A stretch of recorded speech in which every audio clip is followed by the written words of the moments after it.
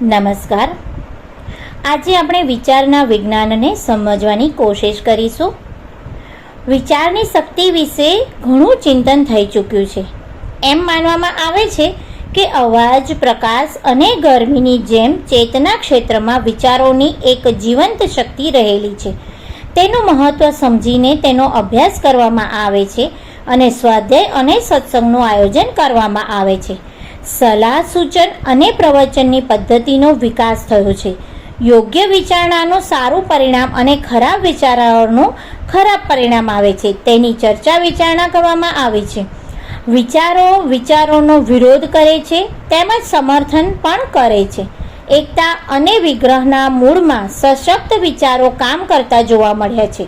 વ્યક્તિઓ અને સમાજોના વિકાસ કે અધોગતિમાં વિચાર મહત્વનો ભાગ ભજવે છે. ગત સદીમાં બે મહત્વની ક્રાંતિઓ થઈ છે. એકમાં રાજતંત્રને બિનઉપયોગી સિદ્ધ કરીને લોકશાહીનું મહત્વ સ્થાપવામાં આવ્યું છે. રૂસોની આ વિચાર માન્યતાએ જગતમાં આંધી તોફાન જેવું સ્થાન મેળવી લીધું.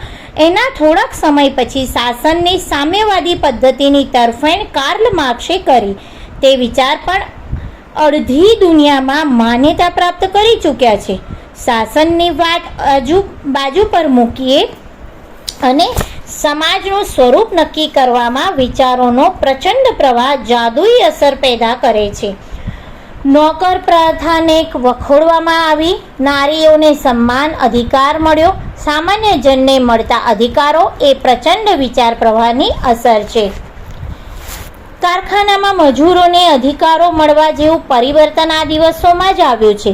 સ્ત્રી પુરુષની સમાનતા, જમીનદારી પ્રથાનો અંત જેવા તીવ્ર પ્રવાહો સરળતાથી શક્ય બન્યા. સહકારી પ્રવૃત્તિને વેગ મળ્યો. તેને જમીનદારી સહકારી પ્રથાને નષ્ટ પ્રાયઃ કરી. અસ્પૃશ્યતા દૂર થઈ ગઈ. આ બધું પ્રગતિશીલ વિચારોનું પરિણામ છે.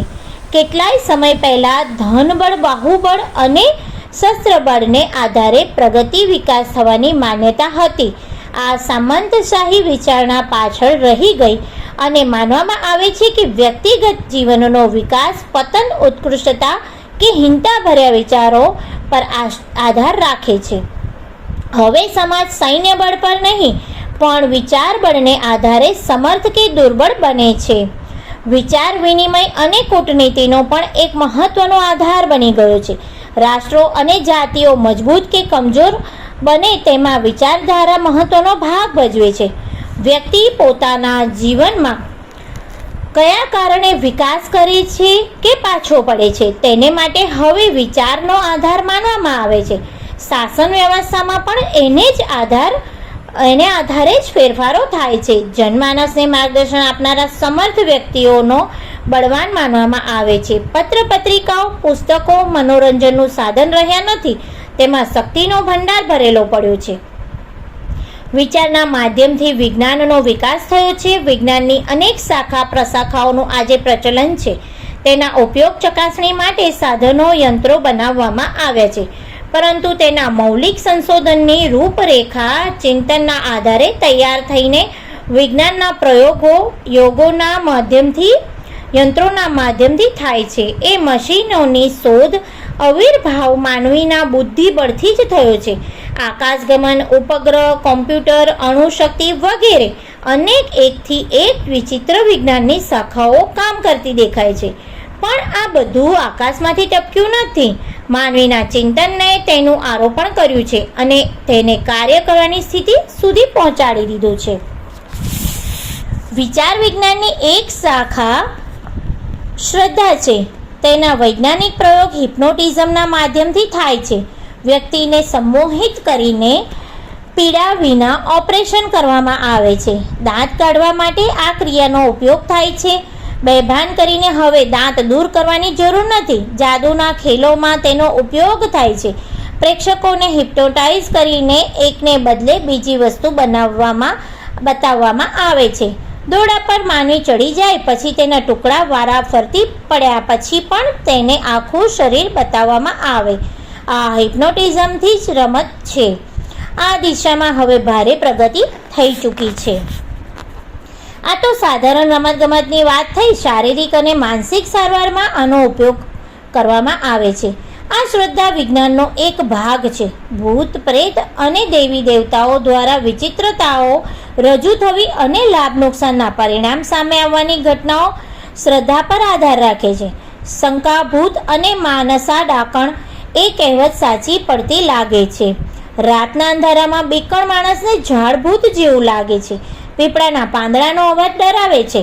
ડરેલો વ્યક્તિ બીમાર પડી જાય છે. હૃદયના ધબકારા બંધ પડી જાય એવી મોટી તકલીફમાં પણ મુકાઈ જાય છે. કુટુંબના સંબંધોમાં નાના બાળકોને વડીલો પ્રત્યે પ્રેમ વિશ્વાસ હોય છે, તેને પણ શ્રદ્ધા કહી શકે છે. બાળકો મોટા પ્રત્યે, પત્ની પતિ તરફ, વિદ્યાર્થીઓ શિક્ષક તરફ જે ઊંડો સદભાવ વ્યક્ત કરે છે તેને શ્રદ્ધા કહેવામાં આવે છે. આવું બધું શિસ્ત અનુશાસન રૂપે પ્રગટ થાય છે. એ સદગુણ છે. તેનું પરિણામ બંને પક્ષ માટે શ્રેયસ્કર છે. નાનાઓ મોટા પ્રત્યે સદભાવ રાખે તો તેમના કાર્યો સારા થશે. ઊંડી સદભાવના રહેશે. જે કહે તેના પર ઊંડી આસ્થા રહેશે અને કહેલી વાત હૃદયગમન થઈ શકે. તેથી સામે મોટાઓનું વાત્સલ્ય પણ મળે છે. બંને પક્ષે આદાન પ્રદાન શિક્ષણની સફળતા માટે કલ્યાણકારી છે. આનું પરિણામ શિસ્ત રૂપે નજરે પડશે. આવા કુટુંબોમાં સદભાવનાની આપલે સરળતાથી થતી રહે છે. બંને પક્ષો પરસ્પર અસાધારણ મદદરૂપ પુરવાર થશે. એમાં બંને પક્ષોનું કલ્યાણ થાય છે. મહાપુરુષો પ્રત્યે શ્રદ્ધાનો અર્થ એ છે કે તેમના જીવનથી પ્રભાવિત થવું, તેમના ઉપદેશને સ્વીકારવા, તેમના આદર્શો અને કાર્યોમાં મદદરૂપ થવું. તેનાથી મહાપુરુષોના કાર્યો વિસ્તારવામાં મદદરૂપ થવાય છે. તેમના શિક્ષણથી અનેક લોકોને લાભ થાય છે. શ્રદ્ધા એ વ્યક્તિઓને સાંકળવાનું સર્વોત્તમ માધ્યમ છે. મિત્રો વચ્ચે ઉંમરનો ભેદ ન હોવા છતાં પણ ગુણોનો આધારે ઊંડી શ્રદ્ધા પેદા થઈ શકે છે. આ સામાન્ય મિત્રતાથી ઘણી આગળની વસ્તુ છે. આદર્શો પ્રત્યે શ્રદ્ધા હોવાનો અર્થ એ છે કે તેનું પરિપાલન સારી રીતે થઈ શકશે અને નિભાવી શકાશે. આદર્શોને સામાન્ય રીતે સમજવા અને તેને યોગ્ય માનવા એ એક વાત છે અને શ્રદ્ધા હોવી એ બીજી વાત છે. જે સિદ્ધાંતોમાં શ્રદ્ધા હશે તેને વ્યક્તિ તોડતા તૈયાર નહીં થાય, દ્રઢતાથી વળગી રહેશે. જો માન્યતા ઉપરછલ્લી હશે તો પછી અણીને સમય પકડી રાખશે કે છોડી દેશે તે કહી શકાય નહીં. આધ્યાત્મ ક્ષેત્રમાં તો શ્રદ્ધાને જ સફળતાનો મૂળ આધાર ગણવામાં આવે છે. કોઈ દેવતા કે મંત્ર પ્રત્યે શ્રદ્ધા છે તો પછી તેની સામાન્ય સાધના કરીએ તો પણ તેના ચમત્કારિક પરિણામ મળે છે. તેનાથી વિરુદ્ધમાં શ્રદ્ધા ન હોય ત્યારે ઉપાસનાના કેટલાય કર્મકાંડ લાંબા સમય સુધી કરવામાં આવે છતાં ધાર્યું પરિણામ પ્રાપ્ત થતું નથી. રામચરિતમાનસમાં શ્રદ્ધાને ભવાની અને શિવને વિશ્વાસરૂપ ગણવામાં આવે છે. વધુમાં કહેવામાં આવ્યું છે કે આ બંને વિના હૃદયમાં બિરાજમાન થયેલા ઈષ્ટદેવના દર્શન કે અનુગ્રહ પ્રાપ્ત થતા નથી. આનાથી સ્પષ્ટ થાય છે કે મંત્ર કે દેવતામાં જેટલી શક્તિ છે, સઘન શ્રદ્ધામાં તેનાથી સહેજ પણ ઓછી શક્તિ રહેલી નથી. કોઈ કાર્યની ગરિમા પ્રત્યે શ્રદ્ધા રાખતા જ સાચા મનથી પૂરો પરિશ્રમ કરીને જોડાઈ જવામાં આવે તો પછી સફળતા નિશ્ચિત બની જાય છે. અસ્તુ.